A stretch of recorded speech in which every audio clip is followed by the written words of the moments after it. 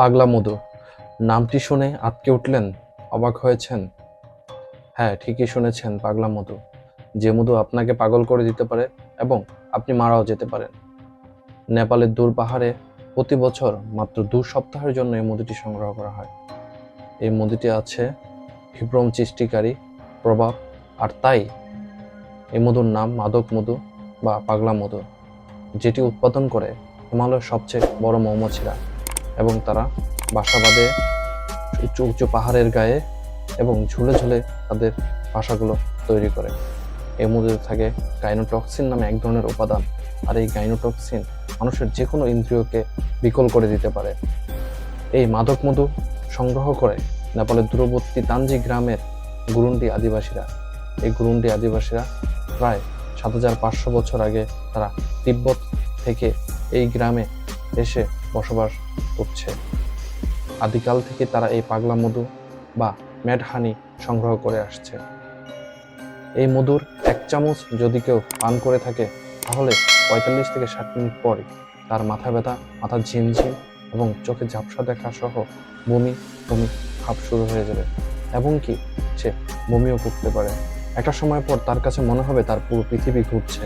আপনি যদি এর চেয়ে বেশি পান করেন, তাহলে 2-3 দিন ঘুমিয়েও থাকতে পারেন, এবং কি অতিরিক্ত এই ম্যাড মধু পান করার কারণে মারাও যেতে পারেন। এখন আপনাদের অবশ্যই জানতে ইচ্ছা করছে, কোথায় থাকে এই মৌমাছিরা?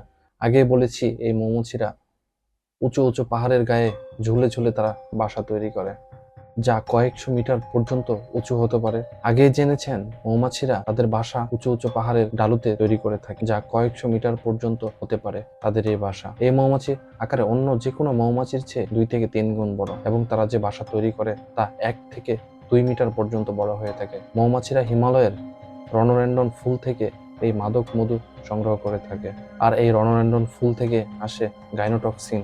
এই পাগলা মধু বা মাদক মধু 1 কেজি সংগ্রহ করতে 4 মিলিয়ন বা 40 লক্ষ রণরেন্ডন ফুলের পরাগ প্রয়োজন হয়। একটি মৌমাছি তার পুরো জীবনে 1 থেকে 20 চামচ মধুই মাত্র সংগ্রহ করতে পারে।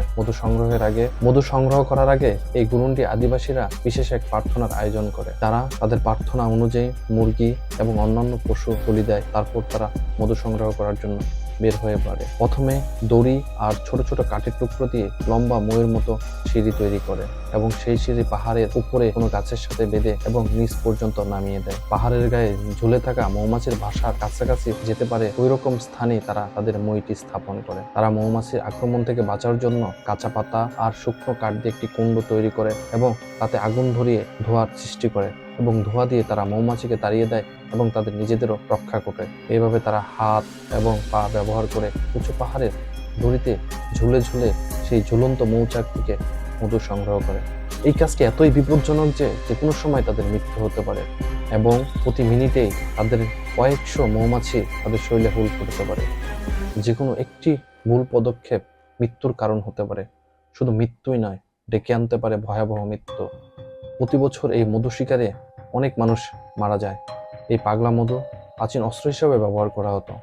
খ্রিস্টপূর্বে 67 অব্দে কৃষ্ণ সাগরে রোমানরা যখন আক্রমণ করেন, তখন পন্টাস সৈন্যরা রোমান সৈন্যদের পথে এই মধুর চাক রেখে দেয়। রোমানরা তার লোভ সামলাতে না পেরে তারা এই মধু পান করে, এবং কিছুক্ষণ পরেই তারা দিক বিদিক ছুটতে থাকে এবং তারা তাদের নিজেদের রক্ষা করার সক্ষমতা হারিয়ে ফেলে। তারপর পন্টাস সৈন্যরা তাদের নির্মমভাবে হত্যা করে। বর্তমানে এই গাইনোটক্সিন মধুর বাজার মূল্য 60,000 টাকার মতো, যা অত্যন্ত অনেক বেশি মূল্যবান। তাহলে কি বন্ধুরা, আপনার এই মধু খেয়ে দেখতে চান? এরকম আরও অজানা তথ্যের জন্য এই চ্যানেলটি সাবস্ক্রাইব করুন এবং পাশে থাকা বেল আইকনটি অন করে দিন। ধন্যবাদ সবাইকে। কথা হবে নতুন কোনো অজানা তথ্য নিয়ে আগামী পর্বে।